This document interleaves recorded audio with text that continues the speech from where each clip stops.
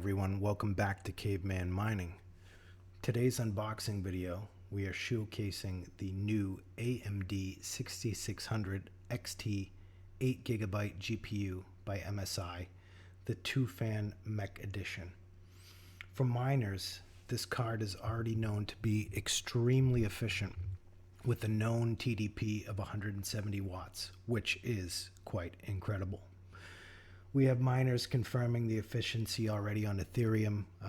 Those are stating to get around 60-ish watts and around 32-ish megahash.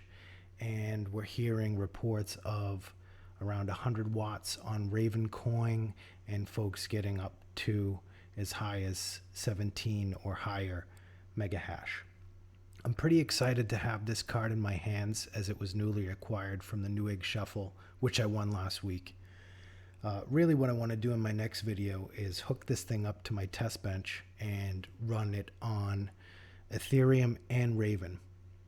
I'd like you guys to please comment if you have a 6600 XT, and if so, what are you mining? Also, if you would like to see me try certain algorithms, please let me know in the comments below. As always, I want to thank you guys for watching Caveman Mining.